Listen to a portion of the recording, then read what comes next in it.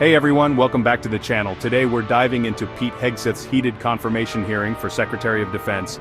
If you missed the fireworks yesterday, I've got you covered, so let's break it down. First off, the hearing was a roller coaster. Hegseth, Trump's pick for Secretary of Defense, faced a barrage of tough questions, and it got pretty intense. One of the major issues was a sexual assault allegation from 2017. Hegseth denied it completely, calling it a coordinated smear campaign. But Senators Hirono and Kaine weren't buying it, especially since there was a non-disclosure agreement involved.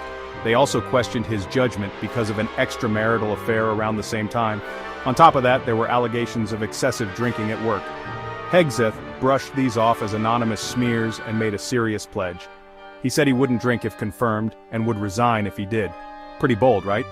Another hot topic was his past comments about women in combat roles.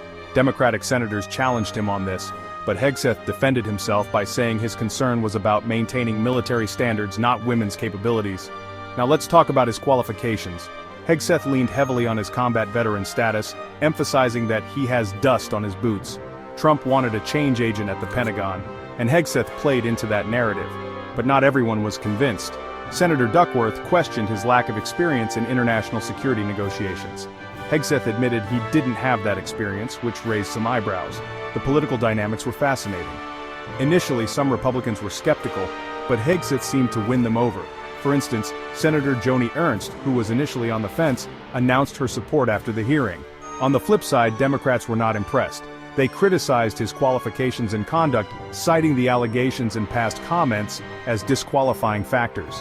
Senator Reid even called the FBI background check insufficient. And speaking of the FBI, their background check didn't include interviews with Hegseth's ex-wives or his accuser from the 2017 incident. That's a pretty big deal. Other issues also surfaced during the hearing. Hegseth defended his support for service members pardoned for war crimes by Trump, blaming prosecutorial misconduct. And on the topic of torture, Hegseth stated that waterboarding is illegal, despite his past support for it. So what's the takeaway? Hegseth's confirmation is still up in the air. The hearing exposed deep partisan divides and raised serious questions about his qualifications and conduct. It's definitely a story to watch as it unfolds. Thanks for tuning in, folks. Don't forget to like, share, and subscribe for more updates on this and other political stories. Catch you next time. Credits to CCN.